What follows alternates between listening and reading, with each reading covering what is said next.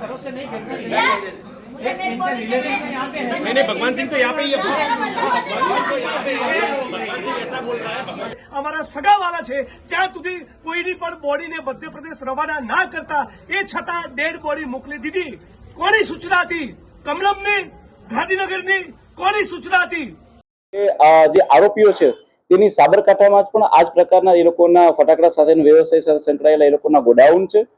એવું કયું પાપ અને એવો કેવો ભ્રષ્ટાચાર રાજ્યની સરકાર સંતાડવા માંગે છે કે ડીસાના ગોડાઉનમાં ગેરકાયદેસર રીતે ફટાકડાના ઉત્પાદન બદલ જે આગ લાગી અને 20 જેટલા નિર્દોષો માસૂમ બાળકો સહિત હોમાયા, એનાથી લાજવાના બદલે આ નાલાયક સરકાર અને ભ્રષ્ટ તંત્ર, આ માતા મારી પાછળ બેઠી છે, એમને એમની મૃત્યુ પામનાર દીકરીનું મોં નથી જોવા દેતા. એની લાશ એમની મરજીની વિરુદ્ધ મધ્યપ્રદેશ જવા રવાના કરી દીધી. આપણા ગુજરાતમાં શું ધંધા ચાલી રહ્યા છે? એવું કયું પાપ છે જે બનાસકાંઠા જિલ્લા કલેક્ટર તંત્ર છુપાવવા માંગે છે? આ સવાલ પૂછવા માંગુ છું. આજે 8:24 કલેક્ટર મિહિર પટેલને મેં ફોન કર્યો છે કે મધ્યપ્રદેશના પીડિતો મને કહી રહ્યા છે કે અમે આવીને આઈડેન્ટિફાઈ ન કરીએ કે મારું સંતાન છે, અમારા સગાવાલા છે, ત્યાં સુધી કોઈની પણ બોડીને મધ્યપ્રદેશ રવાના ના કરતા એ છતાં ડેડ બોડી મોકલી દીધી. કોની સૂચના હતી? કમલમની, ગાંધીનગરની કોની સૂચના હતી? એવા શું ધંધા તમે કર્યા છે? એવા શું પાપ કર્યા છે કે તમારે આ બધું છુપાવવું પડ્યું છે? જેણે પોતાનું સ્વજન ગુમાયું, જેણે પોતાનો ભાઈ બહેન દીકરી ગુમાયા, એ પોતાના સ્વજનનું મુખ પણ ન જુએ, મર્યા બાદ પણ મોઢું ન જુએ. જે લોકો કાળી મજૂરી કરવા ગુજરાતમાં આવ્યા, ગુજરાત માટે, દેશ માટે જે લોકો ઉત્પાદન કરતા હોય, એમના શ્રમનું તો મૂલ્ય તમે ના સમજ્યા. મરી ગયા પછી એમને લાશ જોવા ન દો. આ કાયદાની વિરુદ્ધ છે. નજીકના નિયરેસ્ટ મેડિકલ ઓફિસર પાસે એનું પીએમ કરાવવું પડે, પરિવારજને આઈડેન્ટિફાઈ કરે, પછી પરિવાર પોતે બોડી રિસીવ કરે. અને મધ્યપ્રદેશની પોલીસે, મધ્યપ્રદેશના સરકારના માણસોએ અહીંયા ગુજરાતમાં આવીને દાપણ કરવાની શું જરૂર? બોડી એને મળવી જોઈએ જેનું સ્વજન હોય. આ માં કહી રહી છે, માં ખોટું બોલી રહી છે. પૂછો તમે એમને, કોણ હતું તમારું? આપનો કોણ था? इनका पोता बहू था. मेरी दिरानी थी, मेरा पोता बहू था साथ में, मेरी बेटी भी थी, बेटी जमाई 2 लाड़ी थी मेरी. कौन है मेरा सारा बूढ़ा पाटा? एक ज्ञान नहीं दिया मेरे को सरकार ने. इस कारण से ले गए तो मेरी बॉडी को मेरे सुपरत तो करते कि क्या मर नहीं गई, उसकी माँ जिंदी थी अभी, फिलहाल में जिंदी हूँ आने हूँ, नहीं तो मेरी बॉडी साथ में ले जाता आप लोग. આ અધિકારીઓની ભૂમિકાની પણ તપાસ થવી જોઈએ. ફેક્ટરીમાં ઇલીગલ ફટાકડાનું ઉત્પાદન થતું રહ્યું તો ત્યાં સુધી સ્થાનિક પોલીસ પ્રશાસન શું કરતા હતા? એ લોકોની પણ જવાબદારી બને છે. એ પ્રમાણે બોડી આવી રીતે ગેરકાયદેસર રીતે મધ્યપ્રદેશની સરકારના માણસોને કોણે સોંપી? એમને પણ સસ્પેન્ડ કરવા જોઈએ. શેનો વિસ્ફોટ કેવી રીતે થયો તેનું હજી તંત્ર જવાબ આપી શક્યું નથી. બિલકુલ. કયા વિસ્ફોટક તૈયારી પદાર્થો હતા? કેટલા દિવસથી ચાલતા હતા? અને અચ્છા, જે અધિકારીઓની ફરજ બેદરકારીના કારણે આ કાંડ સર્જાયો એને તપાસ સોંપી છે. એટલે રાજકોટમાં જે બન્યું, બીજી ઘટનામાં બની એમ ચીનની તપાસ બિલાડી કરશે. આ એસઆઈડી ફ્રોડ છે. આ એસઆઈટી એ નકલી 420 છે. હું માંગણી કરું છું, જેની ઇન્ટેગ્રિટીમાં શંકા ના થઈ શકે એવા અધિકારીને તપાસ સોંપો. અને અમે બધા આ પીડિત પરિવારોની પડઘે ત્યાં સુધી ઉભા નથી થવાના જ્યાં સુધી બોડી પાસે લાવીને એમનું મુખ એની માતાને બતાવવામાં ના આવે. મારા પરિવારનું કોઈ સ્વજન જતું રહ્યું હોય અને બીજા રાજ્યની પોલીસ લઈને જતી રહી, આ કઈ રીતે ચાલે? दोनों में थोड़ी बात रखूंगा. हरदा के अंदर पिछले साल जो ब्लास्ट हुआ, उस ब्लास्ट में 13 लोग मर गए थे. वही हरदा की पटाखे की फैक्ट्री के अंदर वहां पे उसको ताला लगा, तो वहां के कॉन्ट्रैक्टर ने वहां के मजदूरों को यहां पे चंद दिन पहले यहां पर उनको शिफ्ट किया, जहां पर सिर्फ गोडाउन में माल रखने का परमिशन था, पटाखे रखने की, वहां पे पटाखे का उत्पादन कैसे शुरू हो गया? और जिसको सरकार ने परमिशन नहीं दी थी, वैसे गोडाउन में कैसे यहां पर पटाखे रखे गए? क्या किसकी जिम्मेदारी है? सबसे जो खतरनाक उसमें मुझे षड्यंत्र लग रहा है कि किसी को बचाने की बहुत बड़ी साजिश है.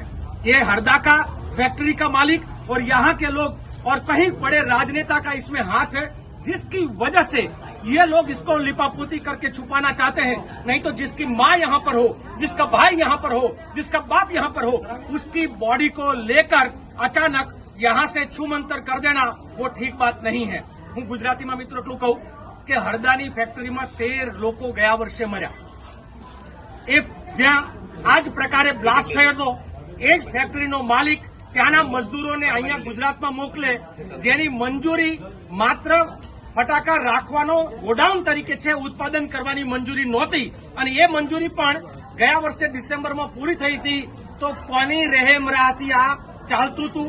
અનેક સવાલો જિગ્નેશભાઈએ ઉઠાવ્યા છે, પણ સૌથી મોટું અત્યારે અમે એ કહીએ છીએ, જ્યાં સુધી પરિવારજનો પોતે પોતાના સ્વજનની બોડીને આઈડેન્ટિફાઈડ ના કરે ત્યાં સુધી ગુપચાપ રીતે અહીંથી ડેડ બોડીને મધ્યપ્રદેશ રવાના કરવા માટેનું ષડયંત્ર શું છે, કોને બચાવવા માંગે છે સરકાર, જ્યાં સુધી પરિવાર અહીંયા બેસવા તૈયાર હશે, ભાઈ જિગ્નેશભાઈ કાંતિભાઈથી લઈ અને બાકીના બધાના કોંગ્રેસના કાર્યકર્તાઓ, અમે કોઈ પણ જાતનું પોલિટિક્સ કર્યા વગર વિપક્ષનો ધર્મ નિભાવશું કે જ્યારે શાસકો રક્ષકો ભક્ષક બને ત્યારે અમે જનતાની પડખે અહીંયા બેસશું અને આ લોકોને ન્યાય મળે નહીં ત્યાં સુધી આ જગ્યા અમે નહીં છોડીએ.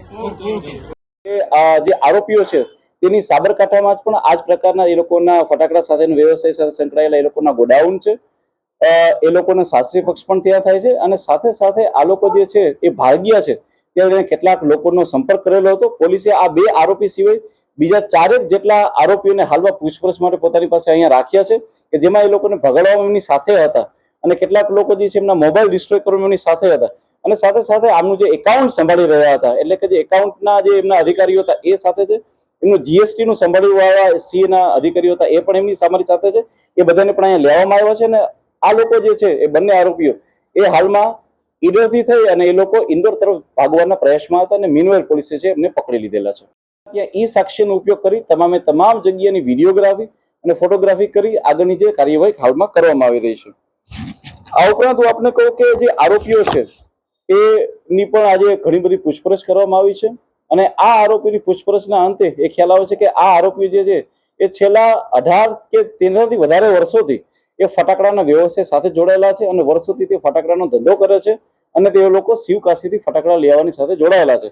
પરંતુ આ ગુનાને વધારે ઊંડાણપૂર્વક તપાસ થાય તેના માટે આના તમામ એકાઉન્ટની બેંક એકાઉન્ટની તપાસ કરવામાં આવી રહી છે.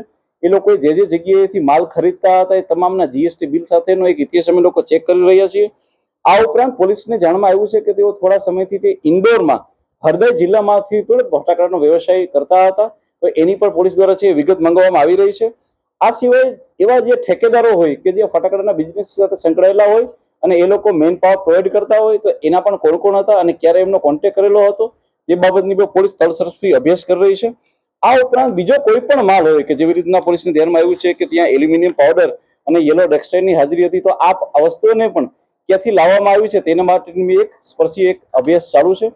આ સિવાય પોલીસ દ્વારા અલગ અલગ 7 જેટલી એક ટીમોની ઘટના હાલમાં કરવામાં આવેલી છે, કારણ કે પોલીસને જે જગ્યાએથી માલ મળ્યો છે ત્યાં અલગ અલગ ટીમોને મોકલવામાં આવેલી છે.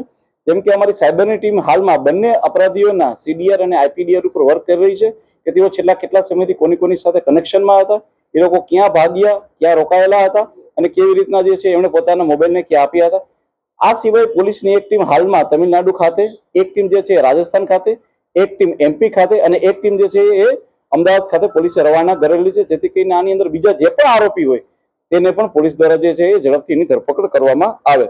બંને આરોપીને પોલીસે પકડ્યા છે, તે બંનેની પૂછપરછ કરી અને ત્યારબાદ જે છે એ ઝડપથી આનું એક ચાર્જશીટ થાય અને ચાર્જશીટના અંતે લોકોને ન્યાય મળે અને આમને કડકમાં કડક સજા મળે અને આખા ગુજરાતમાં ને પણ અથવા આખા ઇન્ડિયામાં એક દાખલારૂપ એક વસ્તુ બને તેના માટેનું પણ પોલીસ દ્વારા આયોજન કરી અને કરવામાં આવ્યું છે. ત્યારબાદ ઘણી વખતે હાલમાં જે અમારી એફએસએલ ટીમનો એક અભિપ્રાય આવેલો છે કે એલ્યુમિનિયમ પાવડર અને યલો ટેક્સટાઇલ ઉપરનો છે કે ખરેખર જે છે એ વિસ્ફોટ શેના કારણે થયેલો છે. હું આપ લોકોને જણાવું કે પોલીસ દ્વારા જે છે એ એફએસએલ પાસેથી જે પ્રાથમિક જે કારણ આવ્યું છે એ આવ્યું છે એલ્યુમિનિયમ પાવડર. એલ્યુમિનિયમ પાવડર જે છે એ બેઝિકલી એ ઓપન માર્કેટમાં એ વેચાય છે અને કોઈ પણ વ્યક્તિ એલ્યુમિનિયમ પાવડરને ખરીદી શકે છે અને વેચી બી શકે છે. પરંતુ એલ્યુમિનિયમ પાવડર જે છે એ ફ્લેમેબલ મટીરિયલમાં આવે છે અને તે જે છે એ પરંતુ એ નોન એક્સપ્લોઝિવ મટીરિયલ છે, એટલે કે તેમાં એક્સપ્લોઝનની શક્યતા નથી. એના કારણે થઈને કોઈ પણ વ્યક્તિ તેને વેચાણ કરી શકે છે. પરંતુ એલ્યુમિનિયમ પાવડર જે છે એ જ્યારે સળગે છે ત્યારે ખૂબ મોટી માત્રામાં એનર્જી પ્રોડ્યુસ કરે છે. જો એ ખુલ્લામાં સળગાવવામાં આવે છે તો તે ખુલ્લામાં સળગી અને આથમી જાય છે, પરંતુ જો બંધ કમરામાં હોય જે એને પૂરતી જગ્યા ન મળે તો એના કારણે થઈને બ્લાસ્ટ થવાની શક્યતા રહેતી હોય છે. આ અમારું એક પ્રાથમિક તારણ છે. એલ્યુમિનિયમ પાવડરના જે ઉપયોગો જે હોય છે તે માત્ર ફટાકડામાં નહીં પરંતુ એ મેટલ ઉદ્યોગમાં ખાસ કરીને પેઇન્ટમાં અને કોટિંગ માટે પણ વપરાતું હોય છે. તેના માટે થઈ અને ખુલ્લા બજારમાં વેચાણ થાય છે. જે યલો ડેક્સ્ટાઇન છે બેઝિકલી જે છે એક યલો કલર માટેનું હોય છે એવું હાલમાં FSL દ્વારા જાણવામાં આવી રહ્યું છે. પરંતુ હજી પણ અમારી FSLની ટીમમાં કામ કરી રહી છે કે જે એલ્યુમિનિયમ પાવડર હતો એ એટોમાઇઝડ હતો કે નોન એટોમાઇઝડ હતો, બીજા અનેક પ્રકારના રિપોર્ટ કરીને FSLની ટીમ જે છે એ હાલમાં અમને એક તલસ્પર્શી અભ્યાસ કરીને આપશે. આ જે વસ્તુઓ છે એ ક્યાંક ને ક્યાંક કેમિકલો છે, બરાબર ને? તો અહીંયા જે પોલિટેકનિક કોલેજો છે, એન્જિનિયરિંગ કોલેજો છે કે જેમાં ટેકનિકલ સ્ટાફ જે હોય છે, ખાસ કરીને કેમિકલના પ્રોફેસરો હોય, જો એને બોલાવવામાં આવે તો પોતાના નોલેજનો ઉપયોગ કરીને બી પોલીસને ક્યાંક ક્યાંક જણાવી શકે. એટલે FSLની સાથે સાથે એવા નિષ્ણાંતો કે જે આ કેમિકલ સાથે સંકળાયેલા હોય તેનો ઉપયોગ કરવાથી અને તેમને સલાહ લેવાથી હજી વધારે ને વધારે ક્યાંક ને ક્યાંક છે પોલીસને તલસ્પર્શી અભ્યાસ થાય તેના માટે બોલાવવામાં આવે છે. શું સામે આવ્યું છે? એમને સ્થાનિક લોકોએ ફોન કર્યો હતો, ફાયર બ્રિગેડને એઓએ ફોન કર્યો હતો કે નહોતો કે પછી સીધા ભાગી ગયા? હાલમાં અમારી તપાસમાં જે આવે છે એ પ્રમાણે લોકો જણાવે છે કે અમને ખ્યાલ પડતા કે બ્લાસ્ટ થયો છે અમે લોકો તાત્કાલિક એમની જગ્યા પરથી ભાગી ગયા હતા.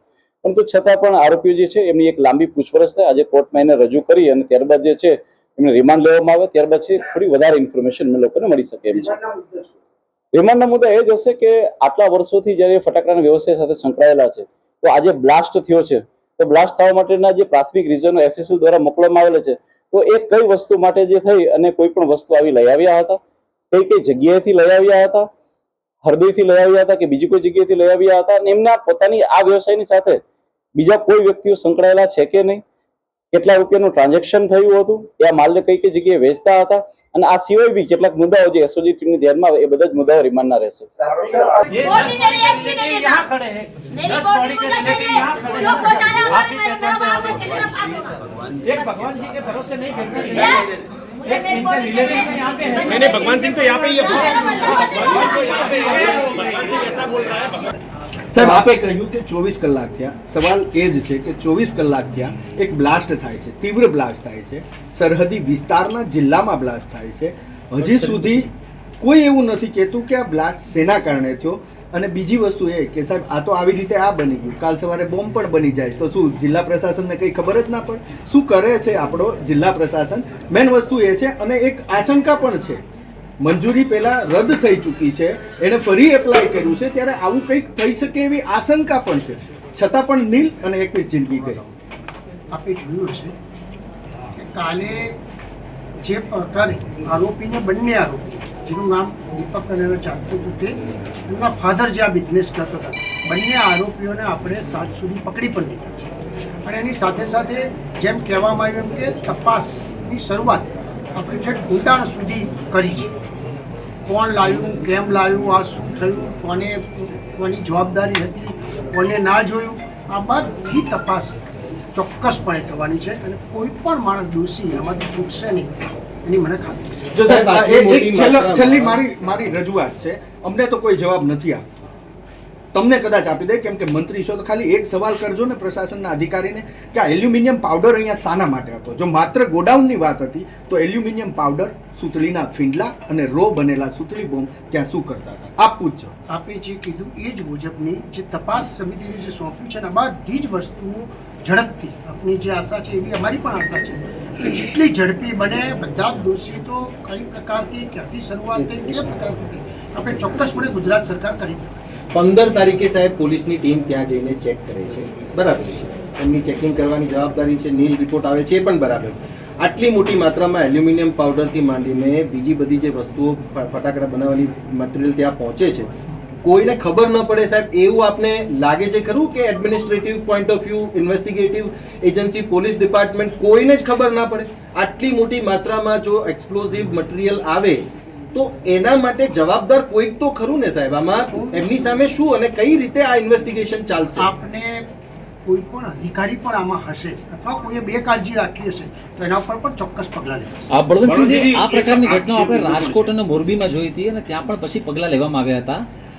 આટલા દાખલાઓ બન્યા છતાં પણ આ પ્રકારની ઘટના બની રહી છે, તો આપણી આ એક પ્રશાસનિક સાર્વત્રિક નિષ્ફળતા કહી શકાય કે ન કહી શકાય? જરા એટલા માટે કે આપણે એને લાઇસન્સમાં એને જે નેગેટિવ કર્યું છે, કર્યા પછી જ્યારે એને 10 કે 15 દિવસની અંદર જે થયું છે ને એની તપાસ થઈ જાય તો હું ચોક્કસપણે કહી શકું કે ભાઈ આમાં આ કાળજી રહી ગઈ ને આ. વરુણસિંહજી, એક સીધો આક્ષેપ એવો થઈ રહ્યો છે વિપક્ષ દ્વારા કે ભાજપના મોટા નેતાના ખાસ છે આ વ્યક્તિ, જેના કારણે દાગ પીછોડા થઈ રહ્યા છે. શું કાર્યવાહી થશે? ભાજપના કોઈ કાર્યકર અથવા કોઈ મોટા નેતાનું હશે તો પણ સરકાર બિલકુલ કડક પગલાં લેશે. અધિકારીઓ હતા, એ અધિકારીઓની હાજરીમાં વેરિફિકેશન કર્યા બાદ મૃતદેહો સુપ્રત કરવામાં આવશે. સાહેબ, એટલે આજે પરિજનો આક્ષેપ લગાડી રહ્યા છે, ખોટા છે સાહેબ, એટલે આપ એવું કહેવા ઈચ્છો છો? જે બંને જિલ્લામાં આપણે એમ્બ્યુલન્સ મારફત જે મૃતદેહો મોકલવામાં આવ્યા છે, તેમાં બંને જિલ્લામાં એમ્બ્યુલન્સમાં એમના પરિવારજનો પણ સાથે બેઠા છે. દેવાસ જિલ્લા સાથે પણ એક સ્પેર એમ્બ્યુલન્સ મોકલવામાં આવી હતી, તેમાં પણ તેમના પરિવારજનો સાથે હતા. અને જે હળદા જિલ્લાની જે એમ્બ્યુલન્સ મોકલવામાં આવી ત્યાં પણ એમના જે પરિવારજનો છે એ સાથે હતા. ચોક્કસથી કહી શકાય કે એક વખત પરિવારજન દ્વારા જ્યારે મૃતદેહ આઈડેન્ટિફાઈ કરવામાં આવ્યો તેના બાદ એ બાદ જ આ આખી વિધિ છે પૂર્ણ કરવામાં આવી હતી. અને ફરી એકવાર કહું છું કે મધ્યપ્રદેશ સરકારના મંત્રીશ્રી અને મધ્યપ્રદેશ સરકારના ઉચ્ચ અધિકારીઓની હાજરીમાં આ તમામ પ્રક્રિયા વિધિસર પૂર્ણ કરવામાં આવી છે. સર, ઇનલીગલ ફટાકડાની ફેક્ટરી આટલા સમયથી ચાલતી હતી, શું એની સામે શું એક્શન લેવાશે? આ ગઈકાલે મેં જે કીધું હતું તેમ પોલીસ વિભાગ દ્વારા અલગ અલગ ટીમો બનાવી આ અંગેની તપાસ ચાલી છે. આ ઉપરાંત પણ અલગ અલગ આમાં જેટલા પણ પાસાઓ છે તમામ પાસાઓની તપાસ હાલમાં કરવામાં આવી રહી છે. એસઆઈટીમાં જે એક્સપર્ટ હોવા જોઈએ ફાયર વિભાગના, એ તો છે જ નહીં કે એમાં પોલીસ વિભાગ દ્વારા જે પણ પોલીસ વિભાગની અધ્યક્ષતામાં 5 લોકોની એક એસઆઈટી બનાવવામાં આવી છે. અને હાલમાં વિવિધ અલગ અલગ જે પાસાઓ છે એમના દ્વારા એમની તપાસ કરવામાં આવી રહી છે. અને જરૂર જણાય તો આ જે એસઆઈટી છે એ જે એક્સપર્ટ જે તે કહેવાય ફિલ્ડના, એમનો પણ જો ઓપિનિયન લેવાની જરૂર પડે તો એમનો પણ ચોક્કસથી આમાં ઉપયોગ કરવામાં આવશે. સર, 19 ગોડાઉનની મંજૂરી નહોતી આપી, તે છતાં પણ ગોડાઉનમાં ફેક્ટરી ચાલતી હતી, તો શું એસડીએમ સહિત બીજા પણ જે પણ જવાબદાર અધિકારીઓ છે, જવાબદાર અધિકારીઓ સામે પણ પગલાં લેવાશે કે ખાલી નાના વ્યક્તિઓ જ આમાં દોષિત ગણાશે? 15 દિવસ પહેલા જયારે ટીમ ગઈ હતી પોલીસ અને મામલતદારની, ત્યાં માત્ર ત્યાં જ્યાં ફટાકડા પડ્યા હતા, પરંતુ એ લોકો ફટાકડા જોયા ને એવું કહી રહ્યા છે કે ત્યાં ફટાકડા હતા જ નહીં. મેં ગઈકાલે પણ જેમ કીધું હતું એમ જે આ 2021માં ફટાકડા સ્ટોરેજ માટેનું લાયસન્સ એમને આપવામાં આવેલું હતું અને ડિસેમ્બર 2024માં એમનું લાયસન્સ એક્સપાયર થયું. ત્યારબાદ એમને લાયસન્સ રિન્યૂ કરવા માટેની અરજી કરી હતી. અંદાજિત 15મી માર્ચની આજુબાજુ અમારી પોલીસની ટીમ અને જે એક્ઝિક્યુટિવ મેજિસ્ટ્રેટ કહેવાય એમની ટીમ દ્વારા સ્થળ તપાસ કરવામાં આવી હતી. સ્થળ તપાસ દરમિયાન ફોટોગ્રાફી અને વિડીયોગ્રાફી પણ કરેલી હતી. એ ફોટોગ્રાફી અને વિડીયોગ્રાફી દરમિયાન સમગ્ર જે પ્રિમાઇસીસ છે, સમગ્ર જે ગોડાઉન છે એ ખાલી હાલતમાં હતું. ત્યારબાદ એ વિઝિટ બાદ કદાચ છેલ્લા 15 દિવસમાં ગેરકાયદેસર રીતે કોઈ જથ્થાનો સંગ્રહ કરી અને જે તે ઇસમ દ્વારા આવી પ્રવૃત્તિ કર્યા હોવાનું ધ્યાનમાં આવે છે. ધન્યવાદ. હવે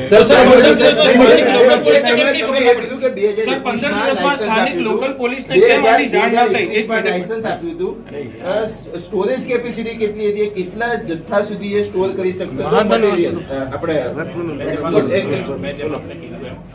કે ડિસેમ્બર 2024માં લાયસન્સ ઓલરેડી એમનું એક્સપાયર થઈ ગયું હતું. ત્યારબાદ લાયસન્સ રિન્યૂ કરવામાં આવેલું ન હતું, એટલે જે પણ જથ્થો હતો એ તમામે તમામ ગેરકાયદેસર રીતે સંગ્રહ કરેલો હતો. પટેલ સાહેબ, આમાં તમને શું લાગે છે? કારણ કે ક્યાંક તો કોતાહી રહી ગઈ છે, ક્યાંક તો નેગ્લિજન્સ રહી ગઈ છે. જે મેં તમને એમ કીધું એમ કે 15મી માર્ચની આજુબાજુ પોલીસ વિભાગની ટીમ અને એક્ઝિક્યુટિવ મેજિસ્ટ્રેટ ટીમ દ્વારા સ્થળ ઉપર મુલાકાત કરવામાં આવી હતી અને ફોટોગ્રાફી અને વિડીયોગ્રાફી પણ લેવામાં આવેલા છે. સમગ્ર પ્રિમાઇસીસ અને ગોડાઉન એ વખતે ખાલી હતું. ત્યારબાદ જે તે વ્યક્તિ છે દીપક ટ્રેડર્સના, એમના દ્વારા કદાચ છેલ્લા 15 દિવસમાં ગેરકાયદેસર રીતે જથ્થાનો સંગ્રહ કરી આ પ્રવૃત્તિ કરી હોય. સર, છેલ્લા 15 દિવસથી આ જથ્થો સંગ્રહાતો હતો, તો ત્યાંની લોકલ બોડીને આ વિશે કેમ કંઈ ખબર ના પડી? એને ઉપરી અધિકારીઓને કેમ રિપોર્ટ ના કર્યો? મેં જેમ આપને કીધું એમ કે એસઆઈટીની રચના કરવામાં આવી છે અને આપે કીધું એ તમામ બાબતો ઉપર ઊંડાણપૂર્વક તપાસ કરવામાં આવશે. સાહેબ, છેલ્લે એક વિનંતી છે અને જવાબની અપેક્ષા છે. જે રીતે ઝડપ આપે પ્રશાસનને મૃતદેહ મોકલવાની કરી, એ જ ઝડપથી શું તપાસ થઈ રહી છે? અને એની અંદર સવાલ પૂરો નથી થયો સાહેબ, એક જ મિનિટ. એની અંદર અત્યાર સુધીમાં એવું ધ્યાને આવ્યું કે માત્ર ગોડાઉન જ હતું કે ત્યાં ફટાકડા બનતા પણ હતા, ફટાકડા બનવાની શરૂઆત પણ થઈ ચૂકી હતી? આવું ધ્યાનમાં આવ્યું? આ ઝડપથી તપાસ થાય? મેં જેમ આપણે કીધું ખાસ સ્પેશિયલ ઇન્વેસ્ટિગેશન ટીમની રચના કરવામાં આવી છે અને તમામ જે મુદ્દાઓ છે એના ઉપર ઝડપથી ઊંડાણપૂર્વક તપાસ ચાલી રહી છે. સાહેબ, મહત્વનો સવાલ છે. એસઆઈટીની રચના છે અને એસઆઈટી સ્થાનિક છે અને સ્થાનિક પર આક્ષેપ થઈ રહ્યા છે કે બેદરકારી છે. એસઆઈટીમાં એવા સભ્યો છે જે સ્થાનિક છે અને એમની ઉપર પણ એવા આગળ ચિંતાઈ રહી છે કે આ સભ્યો કદાચ સક્રિય થયા હોત તો આ અકસ્માત ન થયો. શું કહેશો? ડીઆઈજી શ્રીની સીધા સુપરવિઝન હેઠળ આ એસઆઈટી જે ટીમ છે એ તપાસ કરી રહી છે અને ખૂબ નિષ્પક્ષતાથી અને ઊંડાણપૂર્વક તમામ પાસાઓનો અભ્યાસ કરવામાં આવશે. આમાં કોઈ અધિકારી દોષિત હશે તો પગલાં લેવાશે ખરા? ચોક્કસથી મેં જે તમને કીધું એમ અગાઉ પણ અમારા પ્રભારી મંત્રીશ્રીએ પણ વાત કરી હતી. જે પણ તપાસ દરમિયાન જે પણ બાબત આવશે એ તમામ વિરુદ્ધ કાયદેસરની કાર્યવાહી કરવામાં આવશે.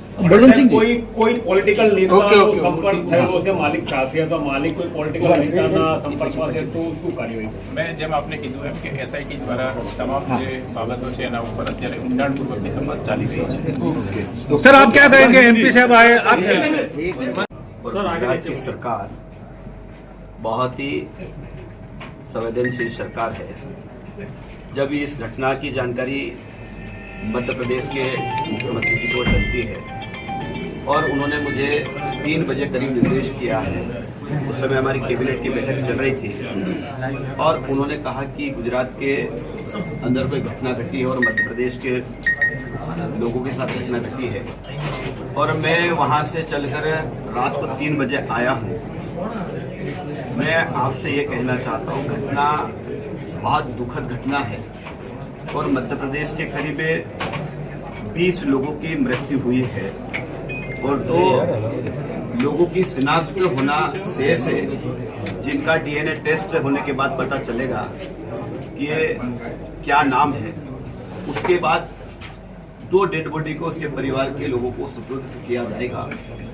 दूसरी बात ये भी सही है कि किसी परिवार में जब कोई इतनी बड़ी घटना घटती है तो दुख सभी को होता है, लेकिन जिसके परिवार के एक ही पिता के 3-3, 4-4 लोगों की मृत्यु होती है तो वास्तव में बहुत ही दुखद घटना है. कुछ कह पाना भी बहुत मुश्किल होता है और निश्चित रूप से परिवार के लोग बहुत दुखी है, परेशान है. और हम लोगों ने जो डेड बॉडी, हमारे सारे अधिकारी मध्य प्रदेश का है, डीआईजी स्तर के अधिकारी भी यहाँ उपस्थित है, जिला प्रशासन के अधिकारी भी, और जिला प्रशासन के जो हमारे अधिकारी है जिनके परिवार के लोगों की मृत्यु हुई है उन लोगों को भी साथ में यहाँ पर लाया गया और उसके बाद शिनाख्त किया और शिनाख्ती होने के बाद ही उनको डेड बॉडी सुपुर्दगी में हम लोगों ने दी है. जहाँ तक कुछ परिवार के भाई बहनों का ये कहना कि हम लोगों को शिनाख्ती नहीं करे, मैं आपको कहना चाहता हूँ, भगवान सिंह जी जिनके परिवार में 4 लोगों की मृत्यु हुई है, उनकी पत्नी और 3 बच्चों की मृत्यु हुई है, उनको भी हमने हमारे साथ में शिनाख्ती कराई गई है. लेकिन ये कहना ठीक नहीं है कि हम लोगों को उनकी शिनाख्ती कराई नहीं गई. लेकिन ये वास्तव में जब पीड़ा होती है, दुख होता है, तो परिवार के लोग दुख को जाहिर करते हैं. चौहान साहब, परिवार के लोगों का ये भी कहना है कि वहाँ के कुछ ठेकेदार, ये 2-3 लोगों के मतलब वहाँ के जो इंदौर के लोग हैं, उनका ये कहना है कि ठेकेदारों ने राजपीपला कह के यहाँ पर उनको लेके आए. तो क्या मध्य प्रदेश सरकार या मध्य प्रदेश पुलिस इस मामले की भी जांच में सहयोग करेगी या इस मामले की भी जांच करवाएगी कि इस तरीके से लोगों को यहाँ पर लाना, यहाँ पर नियम कोई नहीं था, यहाँ पर सेफ्टी कोई नहीं थी, बावजूद उसके इस तरह की स्थिति और वहाँ के ठेकेदार यहाँ पर उनको लेके आ रहे हैं, वो भी गलत पता कर. देखिए, ये जांच का विषय है और अभी यहाँ के कलेक्टर साहब ने कहा कि एसआईटी की जांच दल गठित किया गया है. उनके जांच के आधार पे जो भी तथ्य आएंगे और इस तथ्य में जो भी दोषी पाया जाएगा उसके खिलाफ गुजरात की सरकार और मध्य प्रदेश की सरकार मिलकर सख्त से सख्त कार्रवाई करेगी, कोई भी बचेगा. सर, मौजूदा ठेकेदार हैं, उन ठेकेदारों को लेकर के क्या आपके वहां से इनिशिएटिव लेकर के कोई कार्रवाई की जाएगी? मैंने आपसे कहा कि जांच में एसआईटी गठित किया है और एसआईटी की जांच में अगर ठेकेदार लाए हैं, गलत बोल के लाए, तो उनके खिलाफ भी कार्रवाई होगी। चौहान साहब, एसआईटी गुजरात की जांच आप सहमत है? आप चाहेंगे कि एमपी से भी कोई जांच के सदस्य आप उस टीम में गुजरात की शामिल कर, क्योंकि आपके वहां से 11 लोग हताहत हुए हैं इस पूरे मौके वारदात पे? देखिए, हम लोग जब आज ये घटना घटी है और जब उनका कल अंतिम संस्कार भी होगा, हमारे जो लोकल के लीडर है हरदा और देवास के, वो लोग भी जाएंगे और जो पीड़ित परिवार है उनसे मिलेंगे, उनसे चर्चा करेंगे। और उसके बावजूद भी अगर कहीं जांच में कोई तथ्य सामने आता कि ये तथ्य को सामने लाया नहीं गया, तो उस तथ्य को हमारी सरकार मध्य प्रदेश की तरफ से गुजरात की सरकार को हम लोग अवगत करवाएंगे और कहेंगे कि इस बिंदु पे भी जांच होना ही चाहिए। છીએ અમારા સ્વજનનો મૃતદેહ લેવા માટે આ કોઈ સરકારી પ્રક્રિયા તો હતી નહીં, કોન્ફિડેન્શિયલ કાગળ તો હતો નહીં કે તમે સરકારને હેન્ડઓવર કરો, પરિવારને કેમ નહીં? ચોક્કસથી આ જે એક દુર્ઘટના બની છે એમાં જે સરકારી પ્રોસિજર હોય એ સરકારી પ્રોસિજર પ્રમાણે એમના સંબંધી દ્વારા તમામે તમામ મૃતદેહોનું આઈડેન્ટિફિકેશન કરાવવામાં આવ્યું છે. આઈડેન્ટિફિકેશન દરમિયાન બંને જે રાજ્ય છે એની ઉચ્ચ અધિકારીઓ હાજર હતા અને જેમ મેં જણાવ્યું એમ ઘણો લાંબો સમયગાળો થઈ ગયો હતો, બોડી પણ ડિકમ્પોઝ થવા લાગી હતી. એટલે મધ્યપ્રદેશ સરકાર સાથે વાત કર્યા બાદ ત્યાંના કલેક્ટર ઓફિસની ટીમને સબ ડિવિઝનલ મેજિસ્ટ્રેટના હાજરીમાં જે તમામ મૃતદેહો છે એ સુપ્રત કરવામાં આવ્યા છે અને ત્યાંની કલેક્ટર ઓફિસની જે ટીમ છે એ પણ એમના સગા સંબંધીઓ સાથે સતત સંપર્કમાં છે. આજે આક્રંદ સાહેબ બહાર આવી રહ્યો છે. ડીસા સિવિલ હોસ્પિટલમાં કેટલા ડેડ બોડીઝ રાખવા માટેની જે કોલ્ડ સ્ટોરેજની વ્યવસ્થા છે? હાલમાં જે અમે ટેમ્પરરી વ્યવસ્થા કરી હતી એમાં તમામ જે મૃતદેહો છે એના પોસ્ટમોર્ટમ પણ અહીંયા કરવામાં આવ્યા હતા અને ત્યારબાદ બરફની પાટો લાવી અને જે વ્યવસ્થા હોય એ તમામ વ્યવસ્થા કરી તમામ મૃતદેહોને પીએમ બાદ અહીંયા આગળ સ્ટોરેજ કરવામાં આવ્યા હતા અને ત્યારબાદ એમને જે કોફિન વુડન બોક્સ કહેવાય એમાં એમ્બ્યુલન્સ મારફત તમામ મૃતદેહોને મધ્યપ્રદેશ એમના વતન રવાના કરવામાં આવ્યા છે. સાહેબ